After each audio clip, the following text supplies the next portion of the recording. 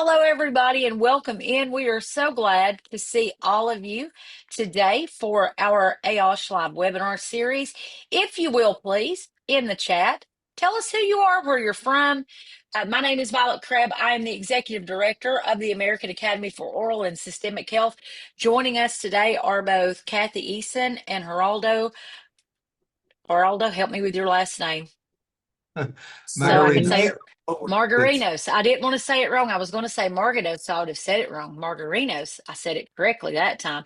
And then we Very, also very good. have, there we go. We also have Danielle Springfield with AOSH with us as well. We have so many folks from so many places that come in. Tell us where you're from in the chat. Give us a shout out for your clinic, for your practice, and we will give a shout out right back to you. We are so thrilled to have you today. We're going to talk about the oral microbiome today and whole body health.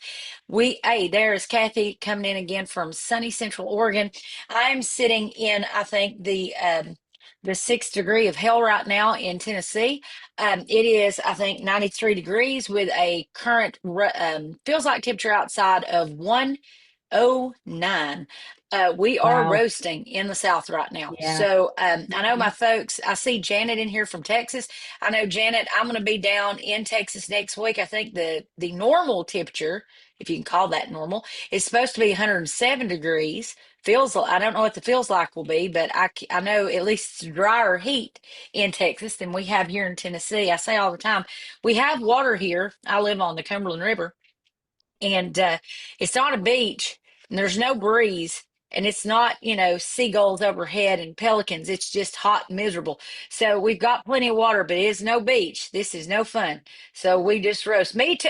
There you go, Pamela. Hot in Memphis. That is correct. I think Memphis has been under a heat emergency for what now, 5 days, 6 days. I Oof. think they're hitting around 120 on feels like temperatures down in Memphis. So I know they are roasting. Enjoying the Oh sun my in gosh. Italy. Steve, Italy, welcome in. More international I viewers. love it. Look at that. We've got Yeah. folks in here from Antonio from Spain. Welcome in hot South Carolina. Josh, I get it. We're roasting. You guys are roasting out in South Carolina as well. Laguna Beach, Hawaii. Welcome in, Denise. We've got folks in here from Hope for Health from Castle Rock, Colorado. Janet, welcome in. We're so glad to have you folks from West Virginia. That's Casey, welcome in. Judith from the Georgia-Florida line, welcome in. Kim from Brookings, South Dakota. Houston, burning up. That's right, Christine. We know folks down in Houston. We know from British Columbia, Canada, welcome in. Algeria, welcome in. We've got a nice international following. Got a lot of folks in here from Canada. Everyone, welcome in. We are so glad to see you. We love to see so many folks from so many places. It just goes to show you the diversity of folks that we have from all over the world that are members of AOSH, and we are so glad to have you folks that join in and follow us. Austin, Texas. Jill, I bet you're roasting down in Texas too. The South is just, I just imagine we're on, those rotisserie chickens you see that are just turning and roasting over the pit. That's what we're doing right now in Tennessee, Texas, Florida, Georgia, everywhere in the South right now. We're just on the rotisserie, and I keep wondering if they're ever going to say we're done yet so that we can get off of it, but Like we'll see. like Bugs Bunny in that big cauldron pot when they're trying to Yeah, cook you rabbit remember? stew. Yeah, when Elmer Fudd had him over or Yosemite Hmm. Sam or the Tasmanian Devil had One him of over the them, the pit, it witch. just turned They him all were away. trying to Yeah, eat him. yeah, trying to turn him over the pit. Hello from Iowa, Alyssa. Welcome in. We're glad to see you. We've got Sheila from Chicago, Illinois. Welcome in. So, folks, we're gonna hopefully you're inside and you're not over that burning blistering coal of heat right now. Hopefully you're inside having a good day. We're going to have fun today and enjoy this. We are so pleased to bring you this great webinar today, and we know that you're going to learn because every time that our friends from Berkeley Life come join us, we always learn so much, and this will be no exception, I'm sure, to that. So Danielle, let's go ahead and get this thing started. I think Let's we're do it. about 3 minutes in. Let's do it. So if we'll go to the next slide. Sure. Annual sessions, folks, we are getting down to the wire. We have now less than 50 days. Can't believe I just said that out loud. 50 days until we are going to be in Texas. So if you're not joining us in Texas, we have one of our speakers here with us who will be speaking in Texas. So Dr. Margarinos will be with us in Texas and will be one of our guest speakers. So, and one of our exhibiting partners, which is Berkeley Life, that will be with us as well. You need to get your ticket. And for those of you who do not know, we made a huge announcement yesterday. I believe Alec Jarrett got super lucky yesterday and won a ticket to annual session. If you're not Yep. coming to our Go Lives that we do every month, folks, you're missing out on free stuff. You need to come to our Go Lives. So he got a ticket to not only Dallas, but to New Orleans, where we are going to be next year for 2026, in case you missed that announcement. So we're going to be in New Orleans next year. Nolans, New Orleans, Nolan, no matter how you pronounce it, we're going to go down there, have lots of fun next year, but you need to come to this year's first. So tickets will be on sale for New Orleans probably mid-August, but tickets are on sale right now for annual sessions. Come get your ticket. We're having an awesome gala too on Friday night, which we have tickets on sale for as well. Come join us in Dallas. We're going to have a great time. Hopefully, we won't still be at 107-degree temperature in September in Dallas. But even if we do, we're going to be inside. Where it's going to be cool and nice, and you'll get to meet all these great people, including these two folks who are with us today. So please come, all three of us. Danielle will be there too. Come see us in Yeah. Dallas. We can't wait to see you. Tickets are still on sale, and you get a year of free AOSH membership. Something else I want to mention too today. We are, folks, if you're not a member, you can get 40% off right now if you use the code REACH1K for membership to AOSH. We are 10 members away from 1,000. Like, I don't know how hard I have to beg y'all to join, but join. I need my 10 members to get to 1,000. Come on, guys, help me get there. I know y'all There's love these only 10 webinars. tickets. We need to sell either 10 tickets to annual sessions or 10 memberships. Come join the road to 10K. We need to get there. Help us reach that 1K that we want to get there. Help us get there. I need 10 people to get there. 10. Just 10. Count them on my fingers. Just 10. That's all I need to get there. Help us get there. The code, we'll put it in the chat, is reach 1K. That'll get you 40% off your membership. Please come join us. We'd love to have you. Danielle, if you'll get us to that next slide. We will get into this today. We're excited on where we're going. I Okay, can't. Okay, so here we go. Let's go through all of this information. Let me drop a screen down real quick so that I can get to my notes. Give me just a second. So my computer just froze. Of course, this is the way life goes and I need it. So let's dig into this today. So before we get into everything, I want to talk just a tad bit of logistics with you. We are so proud to offer high quality continuing education to our community. This helps us to maintain a great relationship with you, all of our viewers and our members, and with our exhibiting partners as well. And in order for us to do that, if you are watching this webinar live, all of you here on Zoom, you're going to receive your continuing education credit automatically. As long as you are an active member of AOSH, you're logged into this Zoom webinar using the same email that you use to register for the webinar, and you stay for at least 90% of the hour. You will automatically receive your credit. That's all you have to do. Your credit will show up on your membership transcript within a week after the webinar. Give us some time because we have to get the course built out, have it reviewed by our Science and Education Committee, and then the credit will show up. So it's a little process here. So it takes just a teeny bit of time. So give us just a little bit of time. Then it will show up on there, and then we'll submit the credit, and then it will show up on your transcript. If you're not an AOSH member, that credit will still be there. If you ever decide to come join us, it will automatically show up on your transcript. But in order to get the credit, the CE credit, you must be an AOSH member. You can still watch, you can still participate, but to get the CE credit, you must be a member.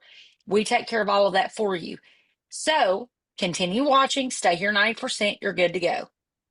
Everybody understand that? We cool? Understand? Good to Mm-hmm. go? Okay, so now let's move on. Let's get through all this stuff that AGD Pay says we have to do. Here is our conflict of interest statement, our course information, our accreditation, credit, and support. Thank you, AGD Pace and Westbrook University. Our disclosure of unlabeled use, our disclaimer, our method of participation, our course description, which we send out with all our emails so you know you guys have read this before. Our learning objectives, again, goes out with all of our emails. or practical applications. And I'm Kathy, if you guys want to go ahead and pull your slides up, I'll go ahead and introduce both of you. So we are thrilled today to welcome back two incredible speakers to the AOS stage who bring a wealth of knowledge and passion to the world of integrative health.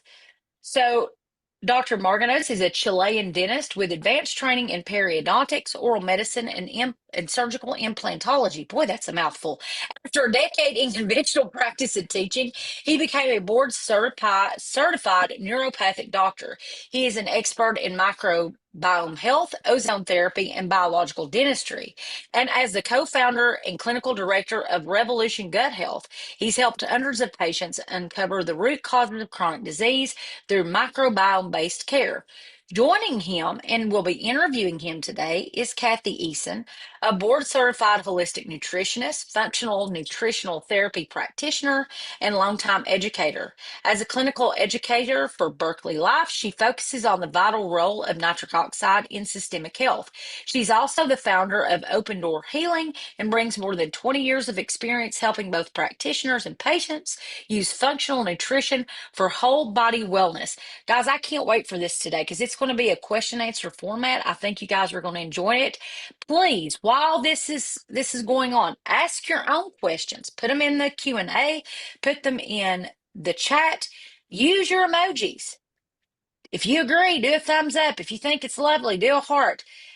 If you think something's funny, do the little laughing emoji. We can do this together. We can have a good time together. So, guys, I'm going to turn the floor over to Cathy and let her start her interview process and do her introduction, and we're going to go from there. But guys, have a great time with us today.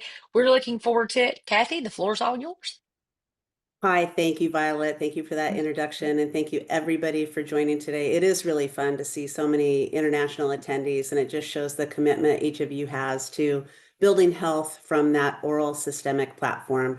As a nutritionist, I learned early on that the mouth is the gateway to the health of the body, and it's been my passion for over 20 years to try to bring this information and education to the world through training of fellow practitioners, mentoring practitioners, and now getting to network and collaborate and cooperate in this endeavor we have to bring some healthier lifestyle measures. I'm really excited today to be interviewing our colleague here, Dr. Magarinos. He has a wealth of information, and we only have a few slides. I'm gonna let the slides kind of come and go. So I promise you'll get to see these at the end, but I just wanted you to know that we want to make this more conversational today and sort of practitioner to practitioner. I want to pick his brain a little bit so that I get some clinical pearls in my own practice too, as well as carrying that information forward in my role at Berkeley Life. So without further ado, Dr. Margarinos, hello and welcome. Thank you. Hello. Thank you so much for having me here. It's a Yeah. pleasure. Great to see this audience from all over the place. Yeah. And yeah, I love to see people from out of the country. Actually, it's awesome. Me being also a foreign immigrant in the country, I love to see that we are getting attention outside. Hopefully, I will see a Chilean one day in the audience. It'll be great. That would be great. I think there must be somebody that we can network with, get them to join AOSH and bring them forward for you so you can share stories. And so I gave Dr. Margarinos a list of questions ahead of time because I didn't want to totally surprise them. But we want to hear more about your experience, how you got from being a dentist to a naturopathic physician to an educator, and how your interest and your fascination in the oral microbiome first developed. Yeah. I will say always is a little bit of a blessing. It's actually more than a little bit of a blessing to have the opportunity to expand knowledge in a certain area that I would never have thought it was going to be so important in everything I do today. It was a journey, but I started as anyone else studying dentistry and getting specialized in a certain area. Um, and I think that I was looking for answers that I was not getting.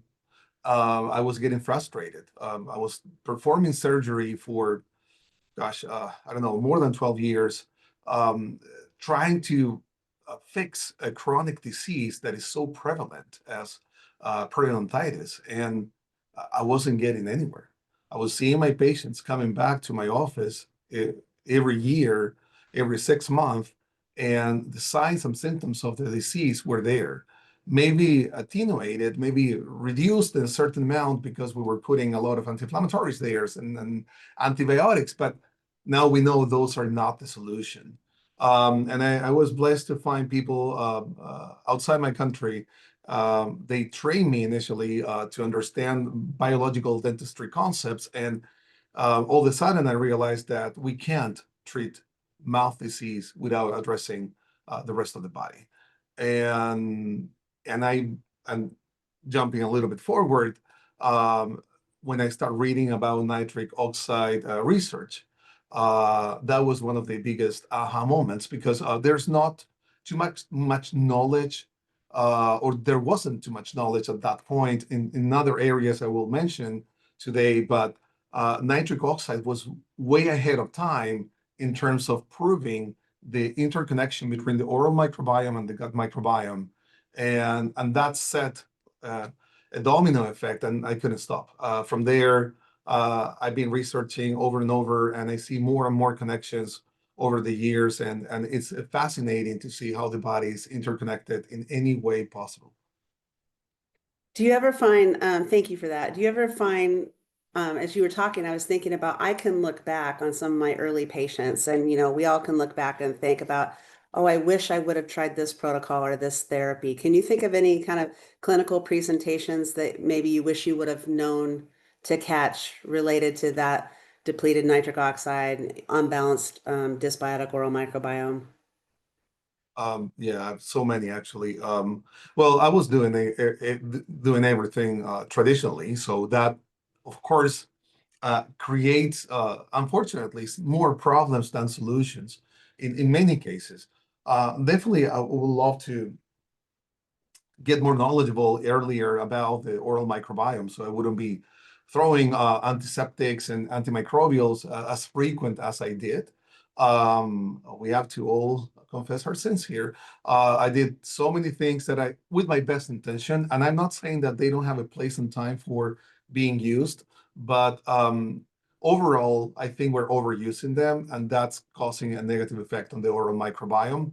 I wish I knew more about nutrition and the connection between the feeding process of the body and how we feed our oral bacteria. That's another huge factor in this equation. And I think moreover, the understanding of how we connect our life to the mouth, and how the mouth is driving diseases. And I would love to have those conversations with my colleagues in the clinic I was working with, when they were seeing patients with stubborn high blood pressure and stubborn chronic diseases, and being able to start that connection between the mouth health and systemic health overall. Yeah, that was you led perfectly into my next question is, you know, what other systems have you seen impacted by a dysbiotic oral microbiome? You've already mentioned the cardiovascular health and blood pressure. What other systems have you witnessed clinically being impacted? Reproductive system, immune system, huge. It's a huge factor. Anything that needs blood and oxygen supply, which is absolutely everything, is connected to the nitric oxide pathways and the oral microbiome in a very tight form. I will say the other thing I notice is it's sleep quality, hormonal balance. I mean, the endocrine system is also huge in that relationship. But again, all is driven by a proper supply of oxygen, a proper signaling of receptors within cells, and at the end of the day, a proper functioning of the immune system, and the interaction of the immune system with the microbiome, leading to a normal balance. Everything that sets off that balance will drive chronic disease to a certain extent. Great. So true. And when you were speaking about the signaling aspect, you know, and you mentioned sleep, I think that was one of the things I was surprised to learn in all my studies of nitric oxide is that nitric oxide does play a role in signaling the sleep-wake cycle. And so it's not really just about signaling hormone receptivity, it's about actually signaling neurotransmitters too. And the role that plays in sleep regulation, in thermoregulation, in reproductive function, as you mentioned, sexual function, mental and emotional health, it just, the list kind of goes on and on. So I, every day, am fascinated by when I'm learning more and more about how we can support our bodies with dietary nitrates to build a nitric oxide pool in the body. Yes. What habits and lifestyle elements do you see as the key factors that disrupt oral microbial balance? And what are their sort of cause and effect systemic consequences?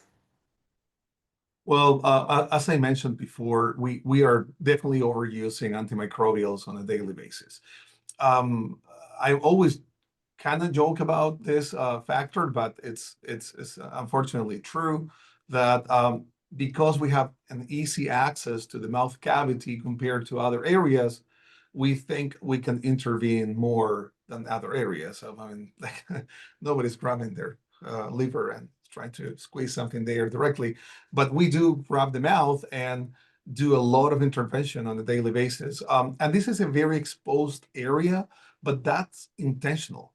And I try to reverse a little bit the information that we have been getting over the years that we need to clean this, and this is our responsibility 100%, that the body does nothing here to keep things in balance, that it's 100% human responsibility to brush over cleans and use mouthwashes and other agents to keep this pristine. Well, pristine in terms of the microbiome health, it's really the opposite of balance and functionality. Low diversity affects everything else in terms of functionality. So we do want to support the growth rate of the bacteria here in a balanced form. So over cleansing is definitely something that we should think about again.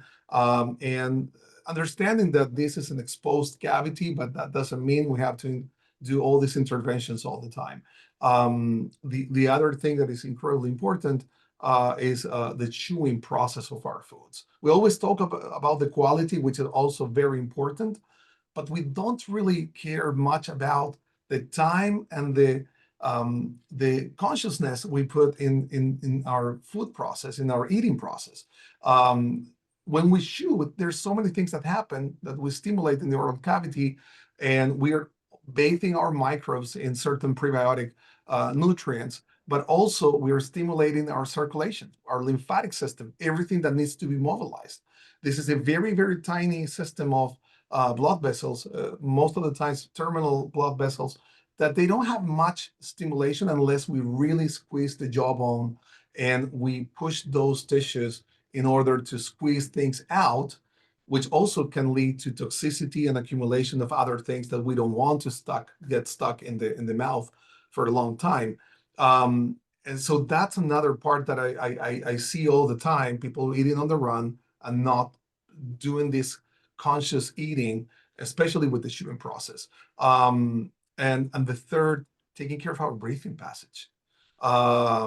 Nasal breathing, it's our way to go when it comes to stabilizing our mouth microbiome and so many other things connected to the breathing process.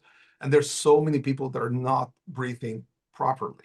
And they're either mouth breathers or sometimes not even conscious breathers. We're not even squeezing our diaphragm to push it down, squeeze our organs, and create that expansion that is needed in the chest for opening up our lungs and our alveoli and getting all that oxygen and transportation of oxygen within our tissues.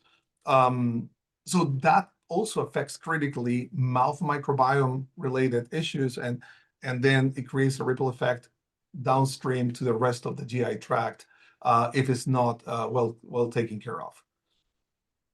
You spoke so much of my love language of healing right there that I have a couple things I want to contribute and follow up on. You went on to train as a naturopathic physician. So regarding that sort of over cleaning and oral hygiene, how do you feel about things like ancient traditions like oil pulling and the use of essential oils that are also antimicrobial and antiseptic. Do you feel like people can overdo those as well? Yes. The my always my comment there is that we have this habit of grabbing something that was proven to be very effective for certain necessities and utilize that in a long-term basis. I've seen this with dietary preferences. I've seen this with therapeutical approaches from Oriental medicine. This would be one of those. And there's a place and time for all these strategies, and they create a lot of benefits if they're used according to the plan. Unfortunately, what we do most of the times is we see, oh, we got better because we used this. Let's keep doing this forever. And we get the collateral damage because of the overuse of something that initially could have been a tremendous tool for fixing some issues, but we don't use it with the right amount of consciousness to prevent the damaging factors that can be created from overusing these strategies. And that can apply to so many other things, essential oils, and even ozone, which I love. Again, I've seen people doing ozone insufflations every 2 weeks. There's it makes absolutely no sense because that's a very potent antimicrobial. Used correctly, is an amazing tool, but we need to understand where we draw the line. You make a really good point because none of us are reading 5,000-year-old Sanskrit files to determine how oil pulling or these other types of ancient therapies were actually used, but they probably were used by a shaman, a medicine man, somebody, who had a very specific application of it that we've just then in modern culture taken to excess. So thank you, because I hadn't really thought about that way before, but that's excellent. I wanted to just tag on to your importance of chewing topic. You and I spoke in a conversation earlier. That is one of my missions, to get everybody in the world chewing their food more mindfully and more appropriately because of what it does for the digestive tract, because of how it helps our body more appropriately assimilate nutrients, but also feed the gut microbiome that has a direct relationship back to the oral microbiome. So you mentioned, the mechanical action of it. I used to teach about digestive function that it's important for us to actually prepare our food, choose our food, prepare our food, see our food on a plate, and the sight, the smell, the anticipation of that food starts to trigger a digestive cascade. One of the ways that nitric oxide fits into this is nitric oxide is responsible for signaling the hormones of hunger and satiety, as well as glucose uptake into the cell and insulin sensitivity. So when we're looking at other systemic health issues, that metabolic health piece can be very greatly improved simply by chewing whole foods and hopefully nitrate-rich foods. And then it is going to bring that mechanical action to the lymphatics, to the blood supply in the oral cavity. So love, love, love that we get to talk about chewing because it's super important. I want everybody's goal tonight to be the last person finishing their meal at dinner. So that you are the one who can say you chewed the most. And if you're a little sore the next day, you'll understand how much you have not been chewing.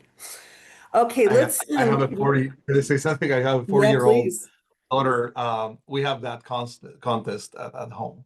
Mm. Um, wins the person who finished last. I'm trying to play with her to train her on this type of habits. And it's always been in my mind that actually in other cultures, when they take time for eating, and we see the health markers there, might be one of the biggest pieces in influencing a better health in so many aspects, just because they take the time for eating their foods, regardless of the type or the quality, which is another, of course, factor. Right. Not only is it more fun and more enjoyable, and you get the pleasure of the company of your family, but you also, really get to tap into that nitric oxide vagus nerve collaboration to put the autonomic nervous system into the parasympathetic state that is appropriate for so many things, but including digestion and assimilation. So fun to tie all that together. And our friend from Spain will know I was lucky enough to visit Spain last year. And wow, did I have some long meals, and I loved it because I just loved to talk about the food and all the different things I was trying, but also just culturally, how relaxing it is. And I think in the United States, we don't often slow down enough to do that. So I'm glad we can sort of impart that today. Well, so let's tie that now into that connection. You mentioned that you wanted to make sure practitioners really knew about that bidirectional communication between the oral and the gut microbiome. You want to expand upon that a little bit for us? Yeah, I will take it on the passage perspective of microbes into the gut and also food into the gut from the mouth cavity and how they go back and forth. Um, so first and foremost, we swallow microbes. We swallow 140 billion bacteria every day. So that's already, if you think about it, a very potent probiotic we get naturally into our gut. Most of these microbes are actually killed by the stomach acid, which is a critical also piece for nitric oxide formation. So in a functional world, you're getting everything managed from a nutrient perspective and from a microbial perspective. When you swallow your microbes and you have good diversity and good balance in your mouth microbiome, because you have been doing your homework and taking care of that area, and also you are managing things that are arriving into this first step of the GI tract, which is the stomach, and you're killing things on one side, but leaving the genes and the information pieces for the gut microbiome to take care of them. And also you're processing those foods so they can be managed in the next steps of the digestive tract. So when we get, for example, nitrate and rich foods in our diet, they don't really get managed directly to produce nitric oxide in the mouth right away. What we have is this inoculation translocation of foods into the GI space. And also that, again, feeds to a certain extent the mouth microbiome and also helps the balance of the gut microbiome at the same time. But we do have this beautiful intercellular circulation system that brings those foods, those nutrients that were managed at the GI level back to the salivary glands. And that's how we start creating the circuit of nutrients back and forth that were initially managed in the mouth microbiome, the mouth cavity, but they were processed and reabsorbed in the intestinal tract. And if that goes well, we are feeding our mouth microbiome and gut microbiome at the same time, and we're separating the pieces, understanding which one goes where, and we're balancing the feeding process of both areas in the proper form. When we lose the diversity in the gut, in the mouth microbiome, or we alter the diversity in the gut microbiome, everything goes off the track, and then we start not feeding both areas properly. We're not signaling those areas properly, and we start losing diversity in the mouth microbiome and the gut microbiome. And the consequence of all this would be setting off alterations in the microbial patterns and also the interaction of the immune system with the microbiome. And I'm really giving you a very long distance overview. Of course, there's a lot of details in this, which I'm fascinated about. But the most important part of this is that a balanced microbiome with the proper diversity signals the gut microbiome in the proper way. And so the immune system also responds accordingly because the immune system gets trained by the microbiome.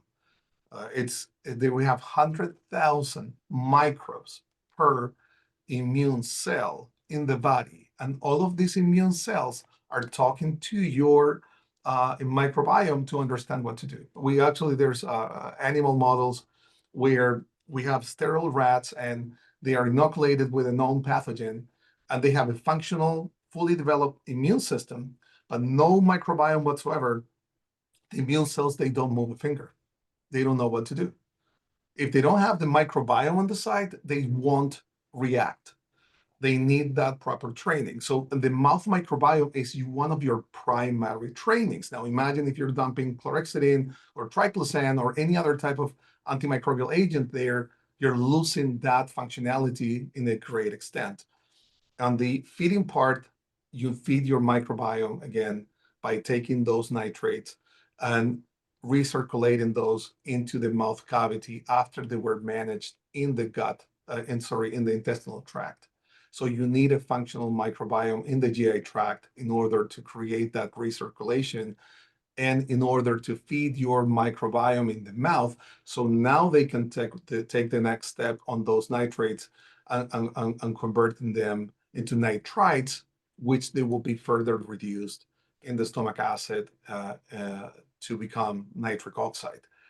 All these steps are interconnected by definition, and any issue on any of these steps will affect the functionality of everything else in a larger scale. Because now imagine low stomach acid not producing the conversion for nitric oxide. Imagine low diversity not making able your mouth microbiome to convert nitrates into nitrites. Any step that is missed is going to affect everything else. And now your capabilities for oxygenation, for circulation, for perfusion, for immune modulation, all of those things are lost. That you just sort of blew my mind a little bit thinking about that and thinking about some of my gut health clients from 15, 20 years ago and wishing I had really put those pieces together. But you mentioned a couple things that along the enterosalivary pathway that we should probably highlight, because we hear people say that dietary nitrates are inert in the body, meaning they don't impact a physiological change. And part of the reason that's said is because there's a lack of understanding. Well, they're inert for a moment until they're acted upon in an oxidative reductive manner. That includes proper acidity of the upper gastrointestinal system, proper pancreatic enzyme function to help us break nitrates away from some proteins they're bound to. It includes that health of the gut microbiome, like you said. And the brilliant thing about it is it can be self-regulating. The more dietary nitrates you eat and chew appropriately, you're going to be providing those prebiotic foods to the oral and the intestinal microbiome. You're also going to be enhancing your body's gastric motility, the migrating motor complex in the small intestine to move nutrients along. So simply by including the dietary nitrates, you're repairing the system that is meant to recycle and regenerate and keep that consistent pool of nitrates and nitrates in the body, in the bloodstream for use. I'm looking at this slide here. We have over 700 species of bacteria in the oral cavity alone. What are your thoughts on testing for diversity and quality of the oral microbiome? Do you think it's a necessary clinical step? It can be helpful. We, I, I've been using metagenomic analysis for the gut microbiome for many years, and I see the interconnection with the mouth microbiome on gut microbiome testing. It's actually very interesting. We can see the presence of certain bacteria that are more dominant in the mouth microbiome in larger amounts in the gut microbiome whenever there's some disruption on the filtering systems like stomach acid production or bile production. Oh, I've been talking about this a lot. I've seen more than probably 4,000 microbiome analysis so far. So I have a good clinical understanding on the trends of translocation from the oral microbiome into the gut microbiome to this point. But when you see those pieces of translocation, what you really want to know now is how is the balance of the mouth microbiome looking like? This is not just to point the microbes that are known to be potentially pathogenic and go after them and try to kill them altogether. That's really not possible. Realistically speaking, we always kill everything on the side, and it doesn't really create a lot of benefits down the road. If we do that approach, again, with certain exemptions, I do agree that there are certain cases that can be useful. But in general terms, you want to just see the correlation on what you're looking in the gut on the mouth perspective. Now, in the opposite scenario, you can test the mouth microbiome and try to correlate that information with what's going on maybe in the gut space. Because if you have an altered microbiome balance, most probably you're feeding not in the right way, or you're triggering immune responses at the GI level. So that interconnection, I think, is necessary. And yes, it's a very diverse community of microbes in the mouth. We have 700 species is a lot, is the second most diverse microbiome in the body. And it's all getting fed by this recirculation of nutrients. So besides nitrates, we get back to the salivary glands, amino acids and vitamins and minerals, etc. That's how you have one of the most stable communities in the oral cavity, which for me blew my mind when I learned about this, because since it's this cavity is so exposed, I thought it's going to be all over the place. But that even feeding process in non-active times of the mouth chewing process or the feeding process, flushing those microbes with this saliva full and rich of nutrients, it's what makes these communities stable. So you need your nitrates there, and you need all the other nutrients on the side. And that's why it's so critical for preventing mouth disease to have a gut microbiome balance as well. Great thing, nitrates work both sides. So that's a cool part about nitric oxide that helps with oral microbiome and gut microbiome balance. I think you made an important distinction there, is that all day long as we salivate, we are feeding the oral microbiome. And so it really is imperative to ensure the health of that saliva. I have a specialty in autoimmune dysfunction from a nutrition standpoint. A lot of those individuals, they don't salivate very well. And so we do efforts dietarily and breath work and things like that to try to increase the saliva production. You have any tips or tools on those individuals who have dry mouth and just aren't producing enough? Yeah, well, it depends a little bit on the severity of the situation, of course. Um, there are some chewing gums with xylitol.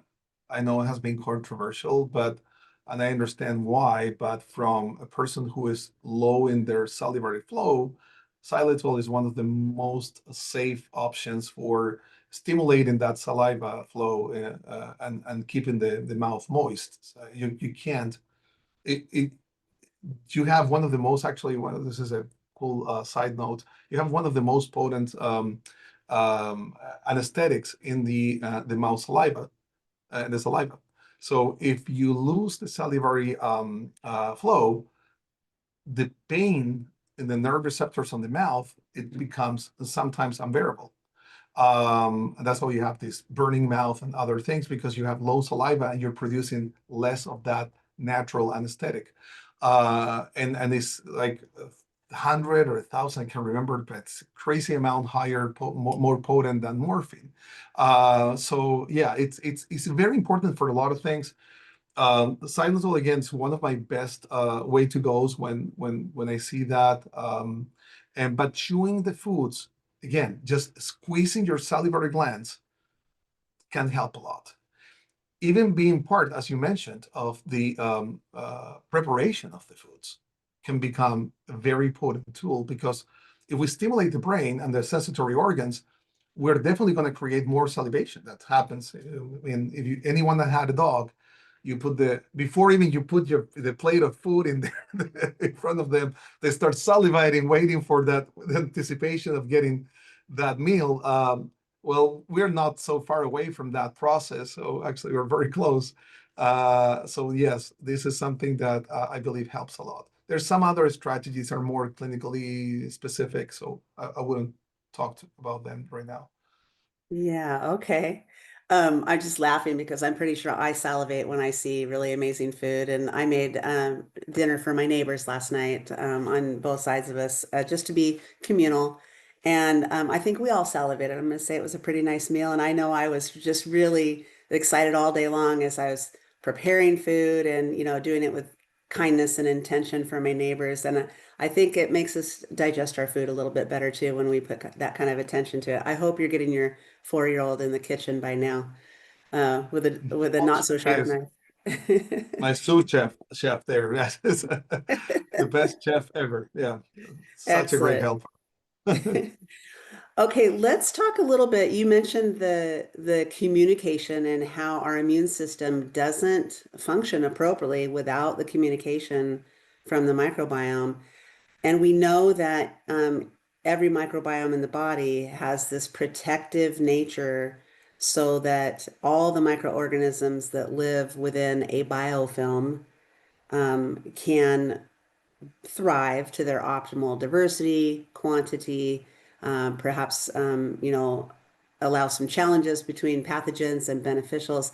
But there's a lot of controversy about biofilms in general and about, whether they should be disrupted and whether you sort of unleash the beast of potential infections if you disrupt that. What are your thoughts on that? So let's think about this as an army. Uh, if if anything, I don't want to be in the violent set of uh, examples, but if an army is organized enough, it can be both beneficial and very aggressive at the same time, depending on what side it's taking.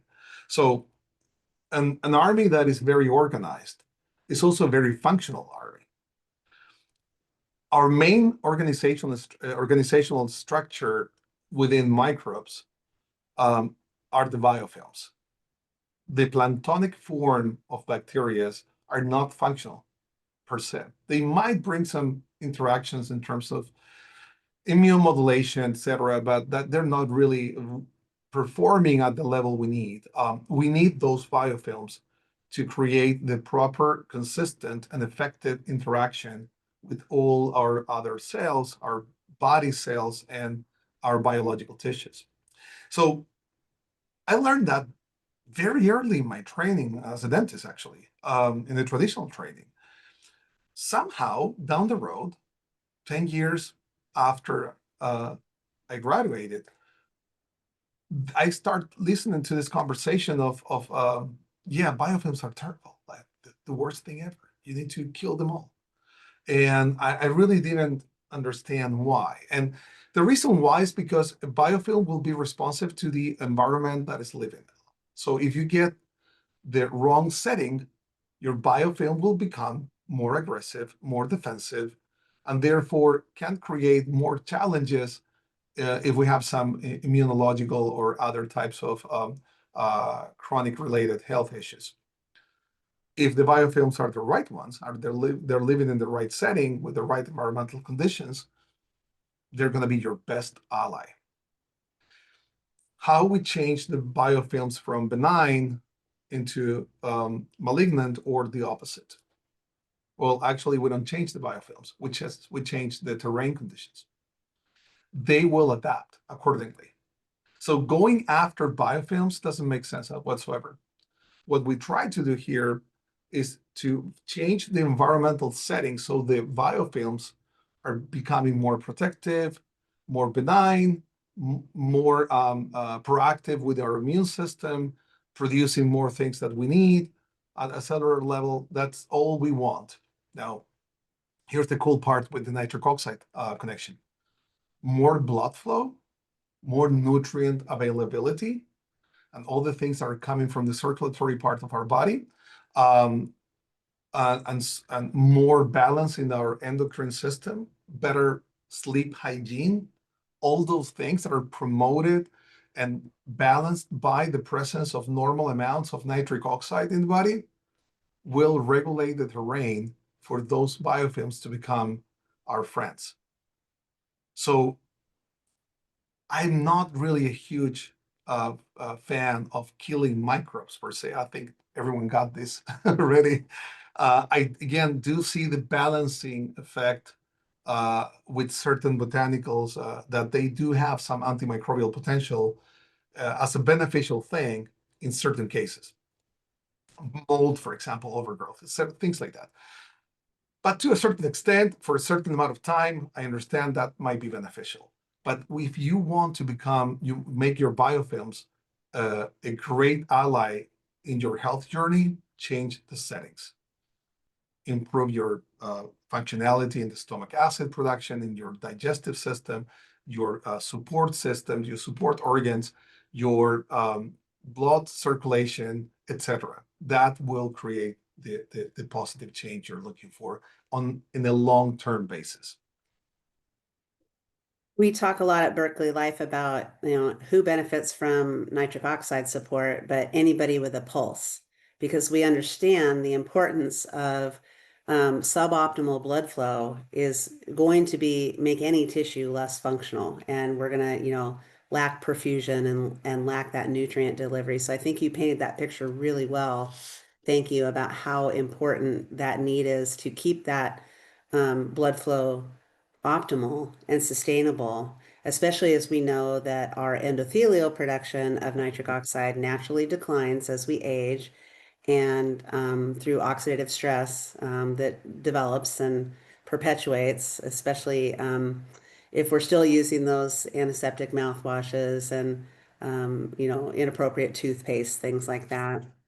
So, and you mentioned some herbals. I know you mentioned for mold, maybe an herbal application. I was thinking like cistus tea. Any other kinds of applications that you might use in that therapeutic range or that therapeutic application for a short period of time? Sure. Yeah. There's some of my favorites actually. Cistus incanus would be one of my favorites. Or pink rock rose for the common name. That's a great one. Neem, which is rooted on Ayurvedic medicine, it's another very balancing botanical we can use. Actually, for mouth health, has a lot of benefits. Um, I'm not a huge fan of MCT oils, and by the way, and all that stuff, unless there's a very specific necessity and for a certain amount of time. So I always say you can do an oil pulling, because I just remember we spoke about that. Oil pulling for a week or two, that's it. Then stop it. Don't keep doing that. The natural botanicals that can help balancing the mouth microbiome. I like to use them in their natural raw state rather than in an essential oil form, for example. I'm stating this before even mentioning them, but oregano oil, thyme, rosemary, they have a tremendous amount of polyphenols and other microbial regulating substances, but I like them on the raw state. I don't like them to be just used as an essential oil form. It becomes too aggressive. It's better just to add them in your foods, if anything. You can also take them as supplements, but to get the local delivery, chew them. Get them in your foods and chew them. That's it. And we see the benefits actually, again, going back to other cultures that they use oregano and thyme and rosemary and other botanicals in so many ways in their culinary habits. You'll see the benefits also in their health angles. And so I will definitely promote that. Neem, again, there's some toothpaste with neem in it, and I see the benefit of using neem as part of our hygiene routine. Again, everything on and off. Don't stick with the same botanical for too long. Change it. Um, even more, and this is something that can be controversial, do not use toothpaste all the time. Use it, and then don't use it, and just do the toothbrushing. Actually, in the 90s, there was a big study evaluating the formation of gingivitis in people with trained toothbrushing technique, but one group used just the toothbrushing alone, and the other group used toothbrushing plus toothpaste. Guess what? After 2-3 weeks of evaluation, I can't remember exactly, but it was the time that we would expect to see gingivitis signs already developed. There was no difference between the toothpaste group and the non-toothpaste group, That's meaning really the that the mechanical. toothbrushing was the primary factor for preventing inflammation, just the removal of this gross plaque. That's the only thing we need, just aiding the self-cleansing process, more than the adjunctive agents like toothpaste. So again, you can use it. I use it, but I don't use it all every day. I go on and off of that. Okay. And what do you think? I found this study, really interesting study, that 12 weeks of tongue scraping removed more pathogenic bacteria in the oral cavity, yet preserved the nitrate reducing species in the back of the mouth. I thought that was really fascinating. And again, another mechanical therapeutic tool of oral hygiene, but not involving any substances that are directly involved in killing off the bad guys, so to speak. So Yeah, is tongue scraping part of your recommendation for patients? absolutely. Especially Okay. depending on the type of diet you have. We went from eating like sandpaper to eat silk. We're eating really rough stuff before that was scraping our tongues naturally. All the leaves we were eating, everything was pretty rough. We don't eat those things anymore. Or even animal derived foods were a little bit more rough than now. Now everything is cooked and prepared and cut and in a way that is way easier to be chewed and digested. So we skip that very important process of self-cleansing. So tongue scraping actually helps going back to those natural elements of self-cleansing we have with different types of foods consistencies. I was thinking about during the tongue scraping, I was thinking about a conversation I had with a patient who said he once had a German dentist who was a really gruff guy, but told him it was all about the angle of the toothbrush. And he, for years, has brushed his teeth for 10 minutes at a time on his drive to work, just with a toothbrush, no toothpaste. And he said he really credits that with keeping his oral health a little higher. And so thoughts to I will consider say for that sure. the DMB is going to come after me if I say that you can brush your teeth while driving. I don't want to lose my license. But yes, the it's really about, like, again, the just removing that cross plaque that we don't really remove naturally with squeezing our cheeks and moving our tongue much right now. That was the self-cleansing process we had naturally. Actually, if anything, all the salivary flow has an efflux pump effect. So it's all pushing things out towards the mouth cavity, and then we can swallow that, or hopefully not spit it out. Doesn't look good, but swallow all these things and keep things controlled. But we're losing that because we're not stimulating our bodies anymore in the proper Yeah. way.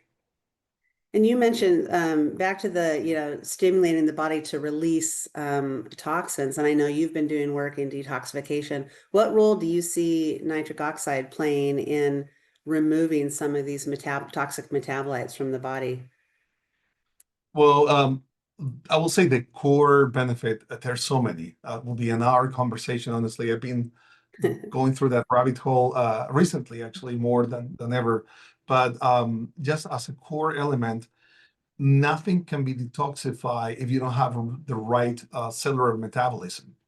And so from the cellular standpoint, all the mitochondrial activity, it's incredibly needed, like for millions of other things, of course, but with detoxification in mind, for upregulating the production of certain molecules, including antioxidant response elements and upregulating receptors within the cells for pushing things out and promote the flow of bile and other fluids that will keep flushing those toxins to our excretion pathways and then being eliminated out of the body.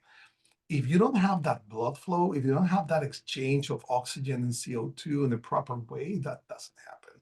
If you don't have the nutrient supply, which comes with proper expansion of blood vessels, especially at that tiny cellular level, at that tiny circulation level, it also will create stagnation. Furthermore, we know that people with mycotoxin issues, they're actually getting affected hugely on the MSH production. So your melatonin stimulant hormone gets affected, and then deep sleep drops and cortisol gets high. And there's a lot of things going on in terms of that level of healing, and that affects the performance of the digestive organs. Well, all these, it's supported to a certain extent with the proper formation of nitric oxide within the body, and also the proper perfusion of blood to the tissues to reverse the damaging factors of these toxins. And also the gut lining integrity, preventing losing that efflux pump we have within our goblet cells and on our colonocytes, and pushing those toxins into the lumen instead of getting them reabsorbed, which is the worst scenario possible. It's also in a big way related to the production of nitric oxide, and even the immunological pathways we activate for taking care of the toxins are also supported by inos, and that induce nitric oxide synthase production for stimulating the immune system in the right way and taking care of those toxins properly. So there's so many levels that I can see nitric oxide involved in the proper management of toxins and prevent toxic accumulation within the body. I think will be one of the key pieces. And as you know, I own a company that works with detoxification and pathways. And the more I think about it, that's why I've been in this rabbit hole, the more I see the benefit in the synergistic approach between stimulating the detoxification organs and cellular detoxification and nitric oxide upregulation. Thank you for that. I'm learning something new from you every day I talk to you, so I really appreciate that. It is changing my views on how detoxification, how important it is, and how foundational nitric oxide is to the whole thing. Which sort of leads me to, as we're running out of time here, I think you and I could talk forever. I got tons of questions for you, but in the oral systemic health world, we have dentists and hygienists and periodontists and orthodontists, and we have myofunctional therapists and airway passage specialists. And but what I hear a lot is this reticence or just reluctance to really apply a nutraceutical like a dietary nitrate support because it's felt out of scope of practice for oral health providers, and I know that you and I are both passionate about, no, this is in your realm. And do you have any words of wisdom or confidence building that we could give providers to feel like it is in their purvey to do this? Yes, with gladly, actually, because that's something I hope, and I believe all the community that is already here, they are with that mindset. They're already there. But just to keep encouraging them to follow this path, I will say, I, as a dentist, I want to heal people. I was told that I couldn't, and I was told that my scope of practice is very limited. And so almost that we are delegated to a secondary level in terms of medicine. We're actually one of the most important professionals within medical communities. And we have a tremendous amount of power and a tremendous responsibility to heal people and help people's life to become better. I don't accept that narrative of not being the changing factor in medicine and human health. I actually think that we have more to say than many other professionals that are not embracing these concepts in the way that they're supposed to. And I'm not pointing out fingers. I think that this is something we need to just talk to other professionals and start raising the level of the conversation to a level of integrative medicine where mouth health has a tremendous role in human health. And with that in mind, we are the ones that can take the lead. We can't expect our patients to understand this because they're doing other things that are very important too.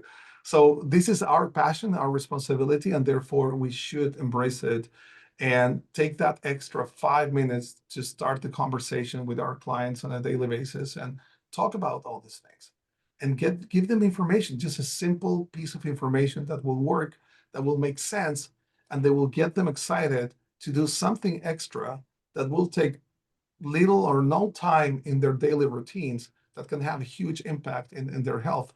And we have things to test for nitric oxide, that the strips, those that visual aid to understand our levels. It's so important because that creates a very impactful form of learning just by seeing the color palette in the strip, or the color density in the strip, and then and learning that if we fix the mouth, we fix so many other things. And if we take care of this mouth healing approach with a systemic angle, you can also prevent many other chronic diseases. And if we start that conversation, I think we can empower patients so much. They will demand other professionals to know this. And that push can create an expansion that can be very, very strong in the dentistry community. We need to Beautifully push this stated. to other ones. Yeah, we need to push this to other practitioners, to the public at large. We need to grow AOSH to 2,000 members so that there is more. I think more the collegial talk happens, we're going to sort of see that push. So thank you. That was beautifully stated. I wanted to just leave everybody here with, these will be in your slides, but when we're thinking about nitric oxide in oral health, Dr. Magarinos spoke to a lot of this. Nitric oxide by itself is antimicrobial, or it can be, and it inhibits growth of those harmful bacteria.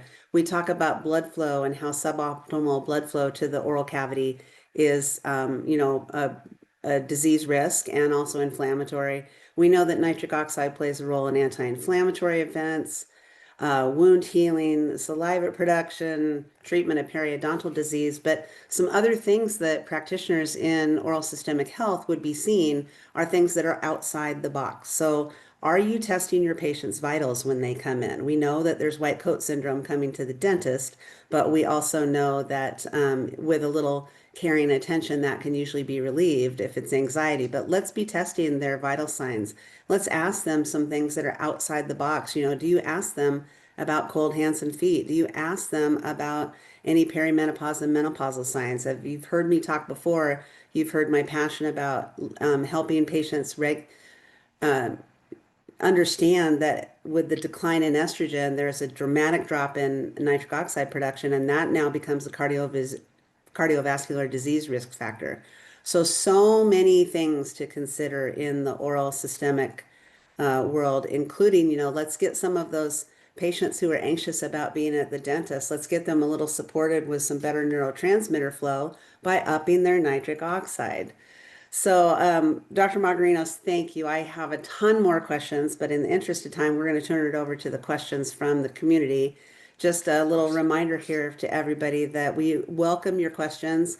As the Chief Science Officer, I am the one who receives your questions. So if you have questions about our products or the enterosalivary pathway, contact me at info@Berkeley Life. You can reach our website there. And also, if you're not already a member of Berkeley Life, we want you to join us with a professional wholesale account.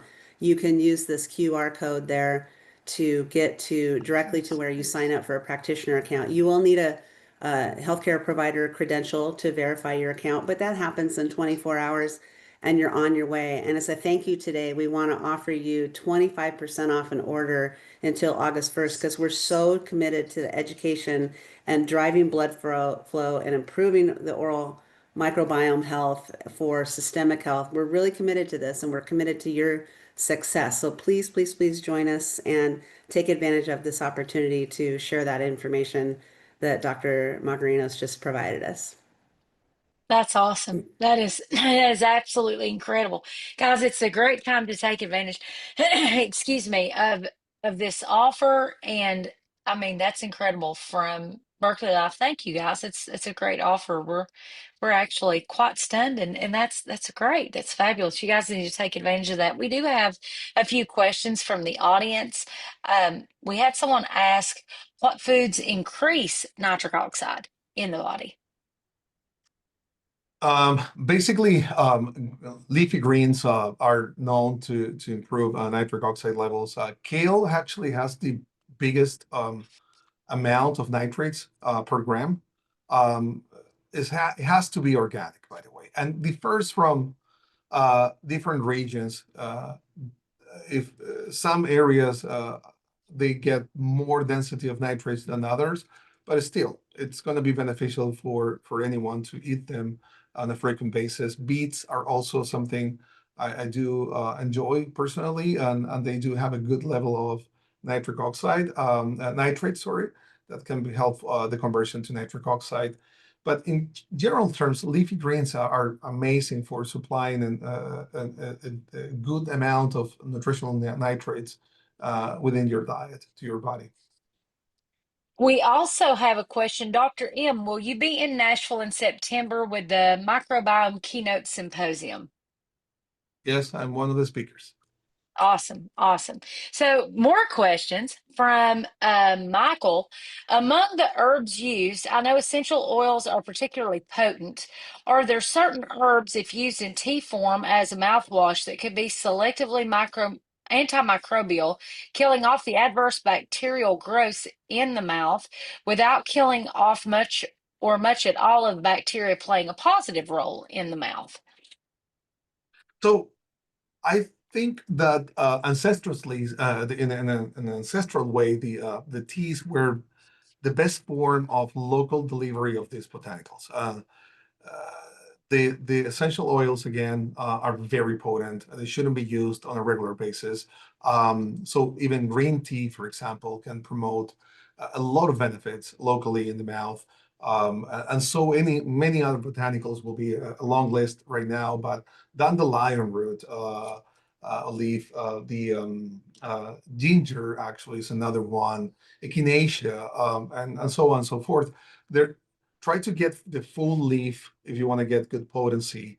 And if you're consistent in that, definitely you can bring benefits with a mild approach that is not going to be as strong enough to kill the microbes and lower diversity, but just bring in the benefits of the modulating effects you get from those botanicals. Absolutely. So we also had a question. I've had some people use oral pH strips as well as Berkeley Life's nitric oxide pH strips. Could you share your thoughts on various oral microbiome tests out there using DNA and RNA? It's a loaded question. No, and I'm Yeah. sorry, but I thought I would ask. So, I No, mean, no, no. I fully know there's huge difference. There's, of course, pH is different from Yeah. in so many ways. So yeah, so that, I mean, there's a huge difference in, but go ahead, please, and give, I know Oh, you guys have an opinion on it. So, no, I mean, pH strips, they can be a little bit tricky in terms of the variations you get on the pH levels in the mouth, in resting mode and the chewing mode or eating mode, and so many other variables we get. I do believe that they can bring benefits in terms of understanding the curve of the flux of the pH or but not all the oral pH strips are made equal. So that can be one of the recommendations, looking for something that is consistent and can actually test accurately the pH variations. With that being said, the testing with DNA and RNA are completely different. RNA looks for a portion of the gene coding, where usually DNA, in terms, especially metagenomic analysis of DNA, looks for the full sequencing, which is typically what you look for. RNA can be a little bit misleading because it makes a lot of assumptions by looking only at a fragment of the genetic code. Well, Biome is a gut testing company, uses RNA technology. Bristle is oral microbiome. I believe they're using full DNA sequencing. I don't remember exactly. Um, the I go always with full genomics. I go with all the genes sequenced and tested, and ideally on a depth that is enough that gives me the differences between all these different bacteria, because there's a lot of overlap and you want to see the whole picture. And that's one thing I always promote, the people who are going to that depth level that allows us to be very specific in the reading of the information. Again, mouth microbiome analysis has a place in terms of benefits, but it needs to be understand in terms of using that in conjunction, ideally with a gut testing, if you want to understand the full connection between the mouth and the gut microbiome. Mouth microbiome alone can be useful, but just be careful about the push on the antimicrobial side that I see from every company, that they're every time they see a red flag or a red group, they will say go all in with antibiotics. I'm not really agree on that. So my concern always is more about the recommendations given than rather than the technology they're using. So the next question, I appreciate hearing the emphasis on biofilms in and of themselves not being negative, minding the oral microbiome when those coming to see each of us are in the midst of doing biofilm breaking protocols with another practitioner or taking a course of microlide antibiotics. Is swishing and swallowing an oral probiotic concurrently enough support, or are there other things to mind in these cases with the expected die-offs as well? So a probiotic is not going to help completely, but it might support the rebalancing process. The rebalancing process will come mostly from providing the right terrain back to your mouth, so your mouth can rebalance the microbiome on its own. It can be guided to a certain extent, again, using probiotics. We have only limited data on that. We don't really know yet the benefits to the full extent of using oral probiotics, and the amount of species, if you imagine that we use typically from a 700 species ecosystem, it's so limited that expecting those 5, 6 guys to make the whole microbiome makeover, it's really a little bit not not realistic. You need to consider that for tuning and fine tuning and rebalancing such a complex ecosystem, you need time and consistency with providing the right equilibrium, and that mainly comes with your food supply, your pH balancing, your oxygen supply, and your eating habits and breathing habits. And if you keep those things in the right place, I'm sure you're going to get back your microbiome to a good place after the usage of antibiotics to a certain extent. But probiotics, again, just by that, um, uh, uh, by the limited amount of microbes you have in the probiotic, it's very unrealistic. You're going to have the whole process redone in terms of your balance of the mouth microbiome by using them. Excellent. So we had a question: are there mouthwashes that are helpful? And they list some that you can get kind of, I'll say, over the counter. I'll go ahead and say this is the end of our CE so that I can say this. We have some products that and some friends, and I know that Berkeley Life knows our friends. We have talking about the tongue scrapers. If you go visit our friends over at Supermouth, they have buckets of tongue scrapers that you can purchase that they provide. So go visit our exhibiting partners over at Supermouth. I think there's a couple of folks on here from Supermouth today, so thank you for joining us for CE. We always appreciate that. And our folks over at Cell Life have tons of rinses and mouth rinses that have tons of science behind them, so you can go check those out. So do the folks at Supermouth. And if you guys would like to recommend anybody, you're also welcome to do that as well. But we have two really good exhibiting partners that we believe in their science, and we know that they've got good quality products out there. But Cathy, if you or Haraldo would like to recommend anybody, you're welcome to as well. Well, not a mouthwash, but Berkeley Life's prebiotic nitrate gum Yes, I is was the hoping you'd say that. precursor is the precursor to need for a mouthwash. So back to the salivary, enterosalivary pathway. Your patient uses a salivary nitrite test strip and they test low and they take a dose of dietary nitrates in capsule form. And while we were talking, I watched the progression of my I don't know if you can see this, but it's my little Put pink your, strip here. yeah, I was gonna say, put your hand behind Yeah. it, and then that'll help show. There you go. That'll help. Yeah. There we go. So everybody see. Yeah, so it should be nice and pink like that. Your patient wakes up in the morning, they do a test. They are nearly white on the test strip. It has been clinically correlated to serum and salivary values of nitrate and nitrite in our clinical studies. So if your patient tests low and they take a dose of dietary nitrates, which is just 2 capsules, and they set a timer for 90 minutes and they test again, in 90 minutes time, we would expect the enterosalivary pathway to have recycled nitrates to the salivary gland, which then are excreted into the mouth, acted upon by the bacterial nitrate reductases, and we would see nitrite show up on the test strip. That's what we're testing. When your patient gets no response, that is a sign that there's oral dysbiosis. There's not sufficient quantity and diversity of nitrate reducing species. This is where the gum comes in. This is a therapeutic gum. It has about a third of the nitrate concentration as the 2 capsule dose. It is based in a gum base of specific polyols, well studied in oral health for balancing the oral microbes. And your patient chews this for 5 minutes in between meals twice a day. And my clinical experience is that in about 1 to 2 weeks of gum chewing, now they start to show conversion on the test strip. So when they test low in the morning, they take their dose, the pink starts to show up on the test strip. We know we're making progress. We know that we are restoring balance.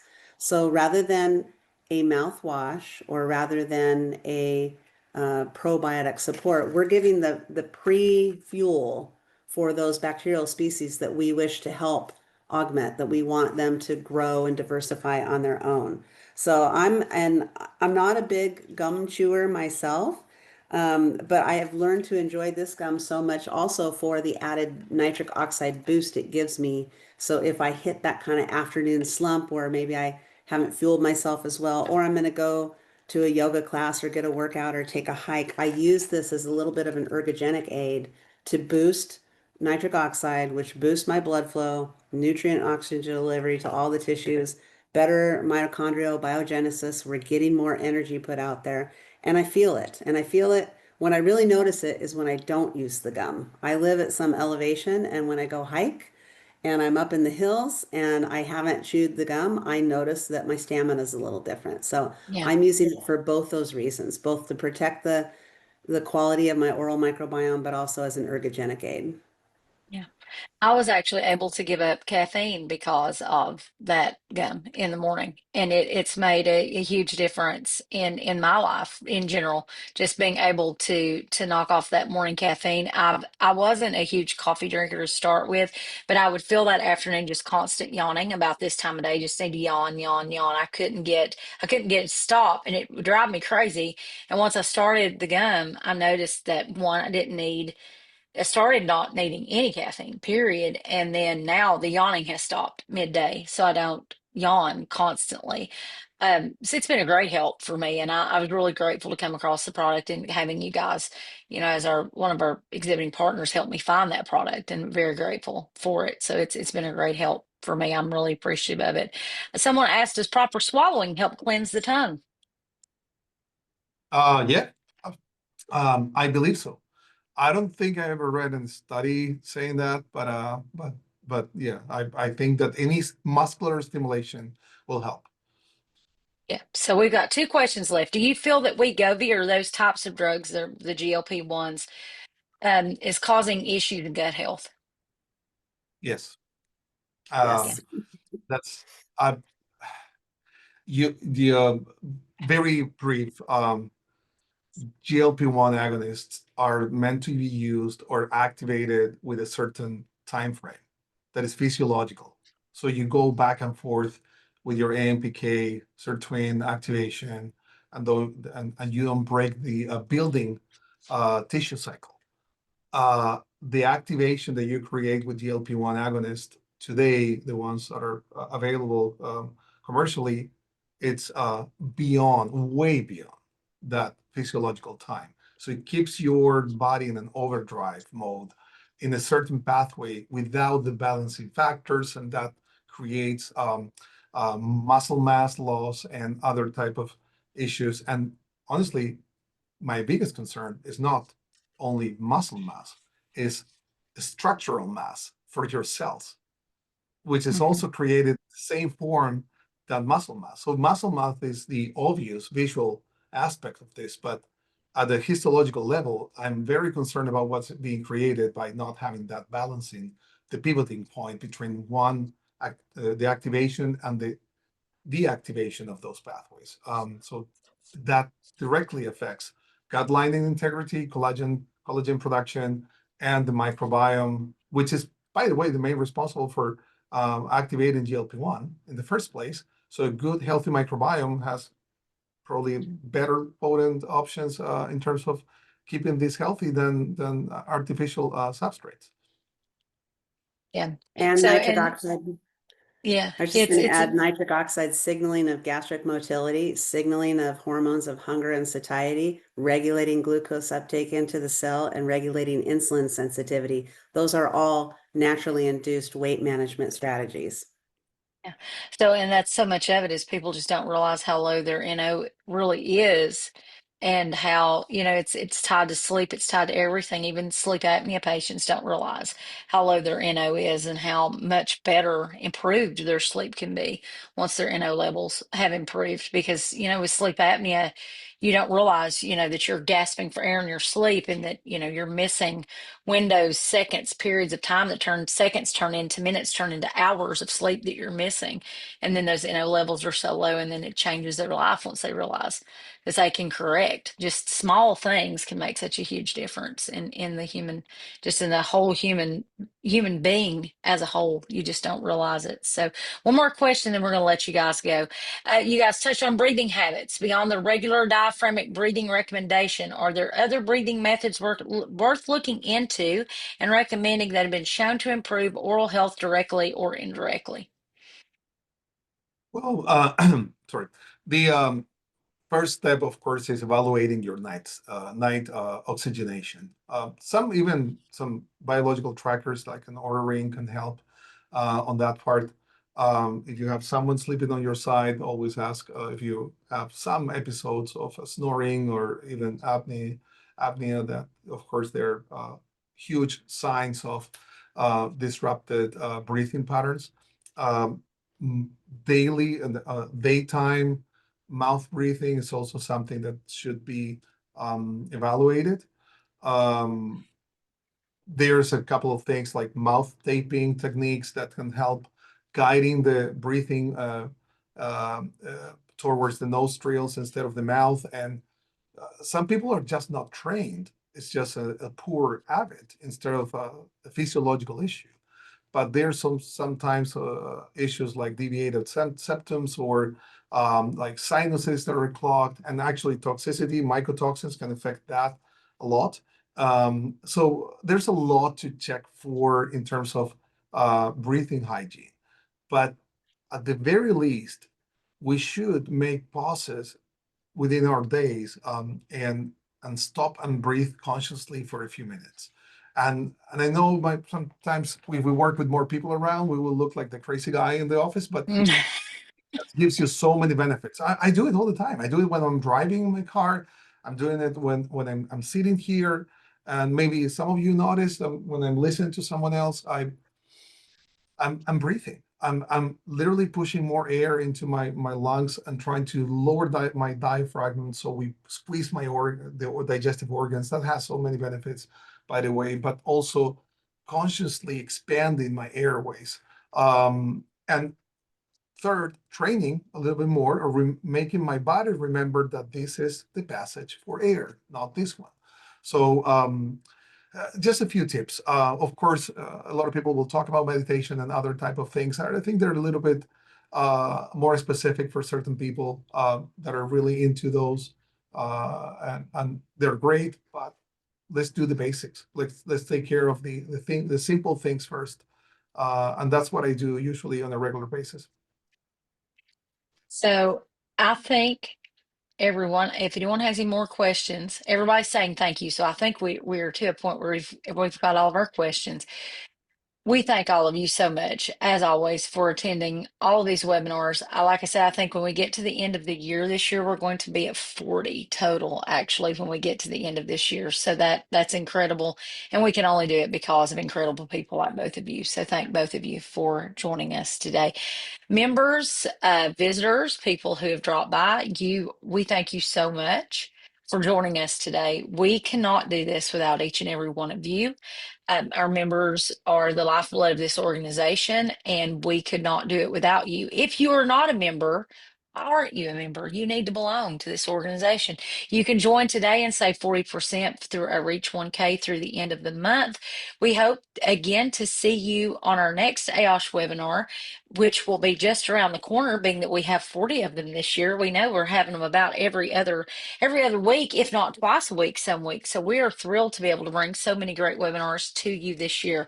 For those of you, if you have any additional questions, you can scroll through the chat and see everybody's posted either a link or an email address, and you can always reach out to support@aosh.org if you have additional questions or if there's information that we can get to you in some way, or trade email addresses, whatever we need to do. Please know that we appreciate all of you. We truly do. We love you. We love our members. We love all of you stop by. We love our exhibiting partners. We want to thank Berkeley Life and give a great shout out to them for their support all year. They have been a fantastic partner, and we are so grateful for their continued support of this organization. We couldn't make it without our members and our exhibiting partners, and we are so grateful for you. I can't express in words. This year it's almost been a year since I was named executive director, which seems crazy, but it's been almost a year, and we have had a great year because of people like Berkeley Life and because of each and every one of you. God bless all of you. I hope you have a great weekend. If you have any questions, please reach out to us, and we'll see you again very soon. Bye, guys. Have a great weekend. Thank you Bye. so Thank you, much. everyone. See ya.